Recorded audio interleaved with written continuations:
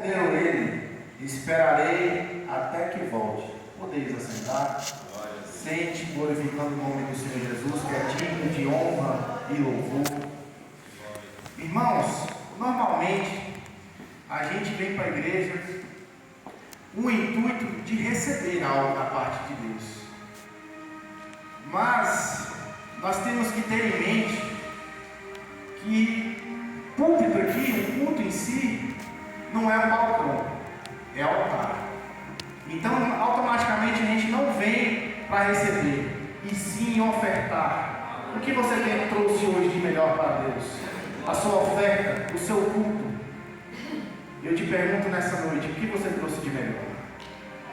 Vemos aqui esse texto de Juízes, capítulo 6, versículo 18, que a parte A do versículo é Gideão que está falando. Rogo-te que não te apartes daqui até que eu volte, trazendo o meu presente e ponha diante de ti. E respondeu. Quem respondeu? A Bíblia vai dizer que é o anjo do Senhor. Quando a gente vê essa expressão, é o anjo do Senhor. Ou se fosse podia ser qualquer anjo das hostes angelicais, mas aqui está dizendo o anjo do Senhor, é o próprio Deus que está falando. Sabemos que Israel, nesse tempo, estava vivendo tempos tribulados, tempos difíceis. E toda vez que Israel se afastava da presença do Senhor e caía na idolatria, Deus fortalecia uma nação contra ela. E quando Israel se arrependia e clamava, Deus levantava um libertador. E nesse caso aqui, Deus levanta Gideão, que ele foi o quinto libertador de Israel. Deus levanta Gideão como juiz contra esse povo, um povo nômade, oriundo da região do Negev, conhecido como os midianitas, porque são da terra de Midian. A Bíblia nos revela no capítulo 6, do 1 ao 5, que os midianitas esperavam Israel plantar, esperavam Israel colher, regar, depois colher, e quando Israel colhia, eles vinham e saqueavam os mantimentos. Mesmo assim, eles faziam com o rebanho. Eles esperavam o rebanho crescer e vinham e saqueavam o rebanho. E por essa atitude dos midianitas, havia uma grande miséria em Israel. E o povo havia se enfraquecido muito, sem qualquer capacidade de reação. Aleluia. Então Deus levanta Gideão como juiz para intervir em prol de Israel. E no versículo, então, o anjo do Senhor aparece a Gideão. E podemos ver que na Bíblia, no versículo aqui, Gideão está malhando trigo no lagar. Lagar é o lugar de pisar uvas, e ele está malhando trigo no lagar. Essa atitude de Gideão mostra para nós que eles estavam em plena guerra, em estratégia de guerra. Essa estratégia de esconder, para os midianitas não saber onde estavam os mantimentos. E nesse momento o anjo do Senhor aparece a Gideão e diz: já não te enviei eu?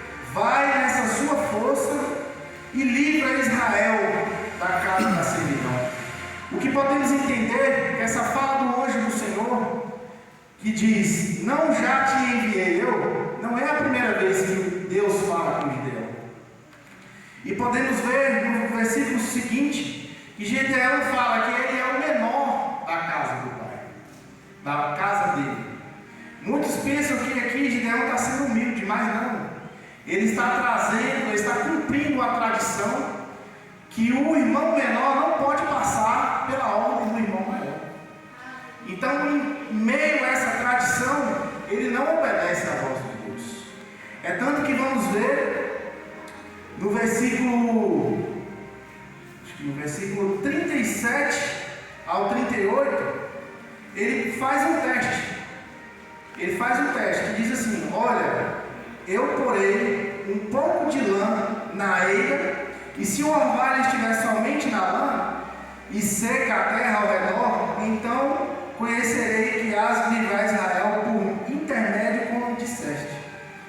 Então a chuva vem e ela só molha a lã. E a terra seca. No outro dia, Gideão vai, somente a lã está molhada. E ele faz mais uma objeção. Só que dessa vez ele pede o inverso. Em vez da lã estar molhada, a terra esteja molhada. E assim foi feito. Glória a Deus! Então Gideão foi à guerra e Deus deu a vitória para ele. Em Juízes capítulo, então ele disse: eu sou, eu vou, se o Senhor me der esses dois sinais. Então Deus deu os sinais para ele e ele foi à guerra. Gideão venceu.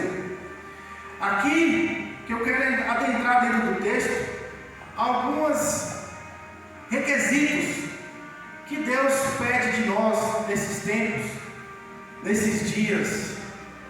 E o primeiro requisito que eu trago aqui para vocês nessa noite, que o Senhor tem colocado no meu coração, é a gratidão. Como está a sua gratidão, meu irmão? Vocês têm sido gratos ao Senhor pelo que o Senhor já tem feito na sua vida? Nesse ano de 2022 que está se findando, você tem sido verdadeiramente grato a Deus por tudo que Deus já tem feito na sua vida? Podemos observar aqui no versículo 8, Deus vai dizer: enviou-lhes o Senhor um profeta que lhes disse: assim diz o Senhor, o Deus de Israel, do Egito: eu vos fiz subir e vos tirei da terra da servidão. Deus faz uma reprise ao povo de Israel, o que Deus tinha feito anteriormente para eles. O que Deus tem feito para você, meu irmão? Você tem sido verdadeiramente grato a Deus? Na maioria das vezes, quando nós dobramos nossos joelhos, já automaticamente a oração nossa já é mecânica. Nós já começamos com um pedido: Deus me dê, Deus faça isso. Mas você tem agradecido a Deus verdadeiramente? Você tem sido grato a Deus pelas vitórias que Deus tem te dado, pelos livramentos que Deus tem te dado? Nós reclamamos mais do que agradecemos. Nós pedimos mais do que agradecemos. Já está na hora da igreja do Senhor de desenvolver o ato da gratidão, não somente com palavras, mas com gestos de gratidão a Deus.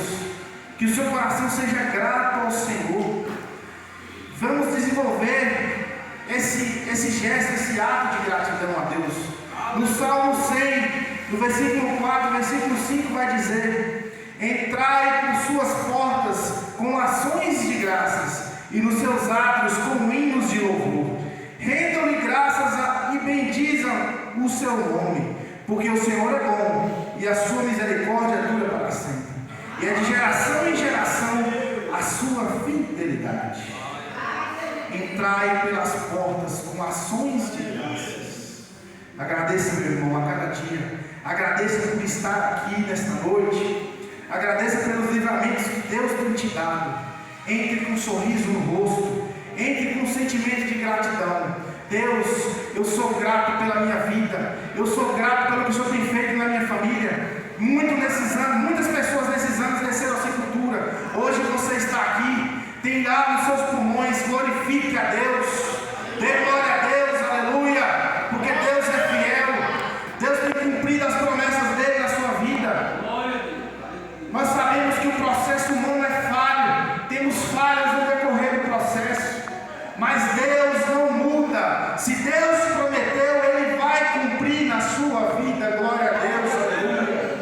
Em 1 Crônicas, capítulo 16, versículo 8, vai dizer: louvai ao Senhor, invocai o seu nome, fazeis conhecido entre os povos os seus feitos. Versículo 10: gloriai-vos do seu santo nome, alegra-se o coração dos que busca ao Senhor. Buscai o Senhor e o seu poder, buscai a sua face continuamente. Versículo 12: lembrai-vos das maravilhas que fez, dos seus milagres e dos seus juízos da sua boca. Dei graças ao Senhor. Dei graças a Ele. Em 1 Tessalonicenses, versículo 18, capítulo 5, versículo 18, vai dizer: dei graças ao Senhor. Agradeça ao Senhor. Em tudo dai graças, porque Ele tem tido misericórdia de nós. E Lamentações 3, versículo 22, vai dizer que as misericórdias do Senhor são a causa de não sermos consumidos. A misericórdia do Senhor se renova a cada manhã. Grande em misericórdia é o Senhor. Deus tem tido misericórdia de nós, meus irmãos. Mesmo que nós não tenhamos correspondido como Ele deseja, como Ele quer, mas Deus tem tido misericórdia de cada um de vocês. Amém? O segundo tópico que eu quero destacar aqui fala sobre a obediência. A obediência, no capítulo 6, versículo 10 de Juízes, vai dizer: eu vos disse, eu sou o Senhor, o vosso Deus. Não temais aos deuses dos amorreus, em cuja terra habitais, mas não destes ouvidos à minha voz.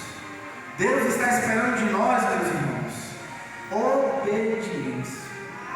Que nós venhamos nos atentar para a voz de Deus, para o caminho que Ele designou para nossas vidas. Muitas vezes nós temos negligenciado a voz do Senhor, tentado pela força do nosso braço. Mas Deus diz: ouve a minha voz, porque Deus tem o melhor para nós. É Ele que designa o nosso caminho. É Ele que ajuda o crente na trajetória aqui. Ouvindo a voz do Senhor, muitas vezes nós temos negligenciado a voz de Deus. Olha o problema de Naamã: mergulha 7 vezes no Rio Jordão. Ele disse: se fosse para mergulhar no rio, eu tinha mergulhado em rios melhores, ou em Abana ou em Farpá. Olha só o que Naamã estava disposto a fazer. Ele fez. Ele trouxe 10 roupas de gala, 300 quilos, 340 quilos de prata, 72 quilos de ouro, para dar ao profeta que curasse ele. E simplesmente o profeta disse: mergulhe 7 vezes no Rio Jordão. Às vezes, a obediência que Deus quer é tão mínima que nós negligenciamos a importância dela. Deus só quer que você obedeça. Deus só quer que você obedeça. Então devemos ouvir a voz do Senhor. Não vamos subestimar a importância dessa obediência. Deus trabalha com princípios. E Deus só vai ter misericórdia se nós agirmos dentro desse princípio, dentro dessa legalidade. Porque Ele não pode quebrar os princípios que Ele mesmo estabeleceu. Devemos ouvir a voz do Senhor. Ouça a voz do Senhor, igreja. Foi falado aqui: Deus está batendo a porta do nosso coração. Mas só através da obediência que podemos vencer as adversidades, as lutas que nós temos enfrentado. No Salmo 128 vai dizer: bem-aventurado aquele que teme o Senhor e anda nos seus caminhos. Glória a Deus. Bem-aventurado será você, se você andar nos caminhos do Senhor. Mas só depende de nós. Só depende de nós, meus irmãos. A vitória só depende de nós. Aleluia. Da nossa obediência. Vamos obedecer a Deus. Ouvir a voz do Senhor. Ouvir aqueles que Deus levantou para estar com autoridade sobre nós, que vamos nos submeter, que vamos ouvir a voz dos líderes espirituais que Deus tem colocado aqui nesse lugar, que nós não venhamos subestimar a importância do líder que Deus levantou aqui nessa casa, que venhamos ouvir a voz do Senhor. Através dele Deus tem falado, mas só através do princípio da obediência que vamos vencer essas batalhas. Amém? O terceiro tópico que eu destaquei aqui é o arrependimento. No capítulo 6 de Juízes, versículo 25 a 28, Gideão destrói o altar de Baal e Azera. Gideão destrói, e através dessa destruição ele levanta um altar ao Senhor. Isso é um ato de arrependimento. Através desse ato, ele mostra que é um ato de arrependimento. Muitas vezes Deus está olhando para nós e dizendo: se arrependa, se arrependa.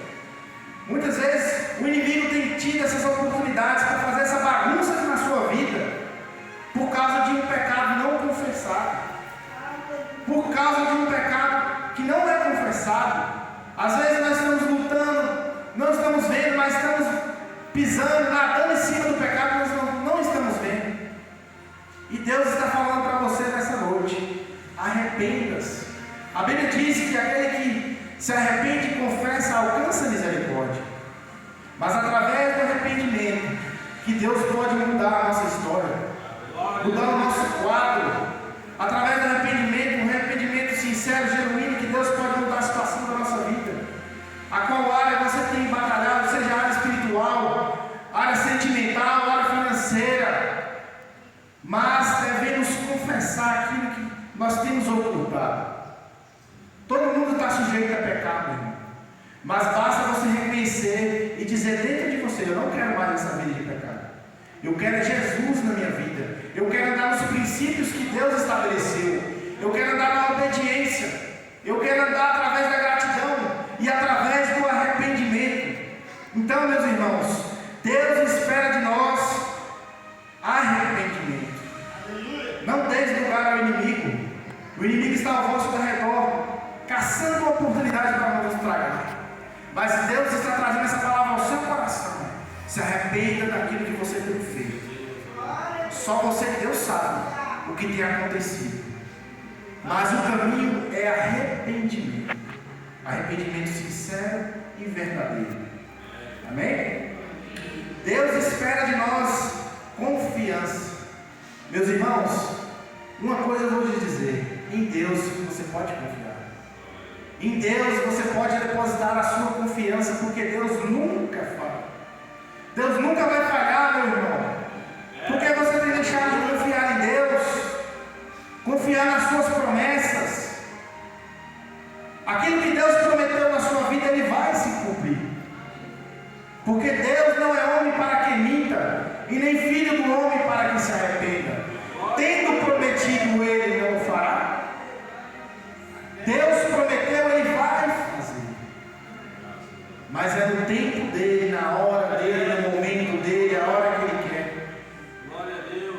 Às vezes nós recebemos as promessas do Senhor e achamos que ela vai se cumprir no próximo dia, ou na manhã seguinte. Mas não. Deus faz a promessa, mas Ele te prepara para aquilo que Ele prometeu.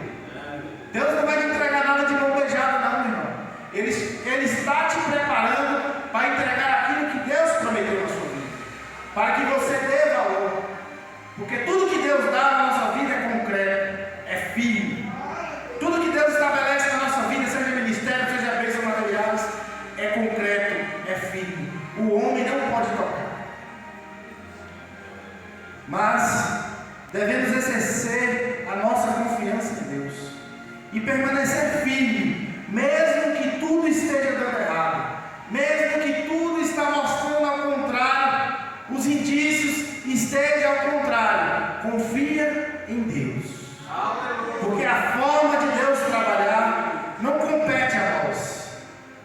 Deus faz as coisas para confundir mesmo que tudo esteja revolto, mesmo que esteja tudo bagunçado. Confia no Senhor. Confia no Senhor. Exerça confiar no Senhor. Ouse confiar no Senhor, porque Ele é digno de honra, glória e louvor. E o que Deus prometeu vai se cumprir na sua vida. Em Jeremias capítulo 17, no versículo 5, o profeta vai dizer, no versículo 5: assim diz o Senhor, maldito o homem que confia no homem, que faz da carne o seu braço, e cujo coração se aparta do Senhor. O que o profeta está dizendo aqui, que nós às vezes depositamos tanta confiança em nós, que nós anulamos a dependência de Deus. Meu irmão, você é dependente de Deus. Nós somos dependentes da misericórdia de Deus.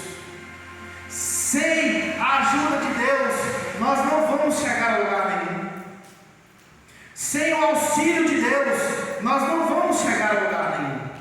Veja no versículo 17, no capítulo 17 de Jeremias, diz assim: bendito o homem que confia no Senhor e cuja esperança é o Senhor. Glória a Deus. Bendito é você que confia no Senhor.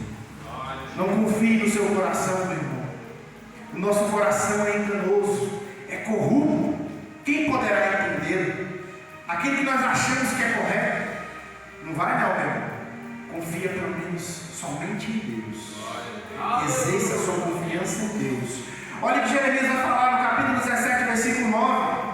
Diz assim: enganoso é o coração mais que todas as coisas, é incorrigível, quem o conhecerá? No versículo 10 diz assim: eu, o Senhor, esquadrinho o coração e provo a mente, isso para dar a cada um segundo os seus caminhos e segundo o fruto das suas ações. Glória a Deus. Não confie no seu coração. Não confie. Confie somente no Senhor, porque Ele é grande em misericórdia e a sua misericórdia dura para sempre. O seu amor dura para sempre. A sua fidelidade dura para sempre. E Malaquias vai dizer, o Senhor diz: eu sou o Senhor e não mudo. Exerça a sua confiança em Deus, porque só Ele pode te livrar daquilo que o inimigo tem proposto na sua vida. E muitas das vezes nós deixamos de confiar em Deus e ainda ficamos ansiosos. Mas olha o que Pedro vai dizer em 1 Pedro, no capítulo 5, versículo 7, diz assim: lançando sobre Ele toda a vossa ansiedade, porque Ele tem cuidado de vós. Glória a Deus. A expressão grega aqui, cuidado de vós, quer dizer, Ele chega antes de você no lugar marcado. Ei, Deus chega antes de você no lugar marcado. Deus é aquele que antecipa. Deus não quer o seu mal. Ele chega antes de você no lugar marcado. O que nós devemos fazer é apenas confiar em Deus. Confiar em Deus somente. Aleluia. Como o presbítero disse aqui, temos vivido tempos tribulosos. Porque somente aqueles que estão firmados na rocha vai permanecer. Muitos têm brincado com a palavra de Deus. Muitos têm usado o nome de Deus em vão. Mas Deus está trazendo essa palavra aqui, não é em vão para você nessa noite. Deus marcou um encontro com você nessa noite e está pedindo da sua parte arrependimento, confiança, obediência. Não brinque com a palavra de Deus. Aleluia. Chega dessa vida pobre, endireita os teus caminhos, que Deus vai te abençoar. É tempo da igreja de Deus se despertar. Tempos maus vão vir e a igreja tem que estar de pé, porque é somente confiando no Senhor que vamos vencer e receber a coroa da vida naquele grande dia. Aleluia! No céu não entra pecado, meu irmão. Endireita as tuas veredas, endireita os teus caminhos. Aleluia, glória a Deus. Deus é fiel, meu irmão. Pode ter certeza. O homem aí pode falhar. A sua confiança pode falhar, mas Deus não falha. E se Deus está trazendo essa mensagem para você, abra o coração e deixe Jesus entrar. Não brinque com a palavra de Deus. Não brinque com a palavra de Deus. O próximo tópico aqui que eu quero destacar é determinação. Em Juízes capítulo 8, no verso 4, vai dizer que Gideão, vindo do Jordão, passou com os 300 homens que com ele estavam, cansados, mas ainda perseguindo, fadigados, mas ainda perseguindo. Veja bem, Gideão estava cansado, mas ainda perseguindo, porque isso é um sinal de determinação.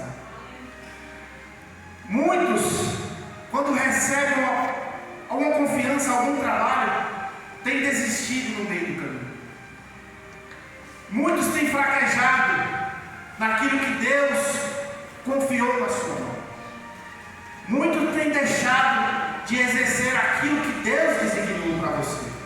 Mas eu trouxe essa palavra. Deus colocou no meu coração para você ter determinação naquilo que Deus te propôs. Naquilo que Deus confiou nas suas mãos. Porque não foi o homem que te deu, foi Deus que confiou nas suas mãos. E onde está a sua determinação? Vejamos o exemplo de Davi quando derruba Golias. Golias não caiu morto, caiu tonto. E mesmo assim Davi foi lá, tirou a espada de Golias e partiu-lhe a cabeça. Terminou o serviço. Ei, crente, desperta, tenha foco, tenha determinação, seja forte, seja corajoso, persevere. Tem gente aqui que na primeira sinal de vitória já relaxa, já contenta com a vitória. Esteja vigilante, esteja atento, tenha determinação, vigia, seja diligente, com zelo, com fervor, com aquilo que Deus tem te confiado. Não brinque com as coisas de Deus. É muito sério isso, meus irmãos. Devemos ter consciência daquilo, a importância que Deus tem confiado em nós. Deus tem confiado em nós para fazer a diferença no mundo aí fora. Fazer a diferença. A igreja é porta de esperança, é porta de cura, é porta de libertação. Como tem sido o nosso exemplo aí para o mundo aí fora? Temos nós destacado com aquilo que Deus tem confiado a nós? Verdadeiramente temos confrontado o mundo aí fora com o nosso testemunho, com as nossas ações? Verdadeiramente temos feito com diligência o trabalho que Deus tem ordenado à igreja dele? É tempo de despertar. Jesus está às portas. Jesus está às portas. Desperta. Tenha reserva de azeite. Ouve a voz do Senhor. Porque o Senhor, o que Ele fala, Ele cumpre. Então devemos atentar para a voz de Deus e ser corajoso e esforçado naquilo que Deus tem nos confiado. Amém? O próximo tópico que eu quero destacar aqui é a oferta de sacrifício.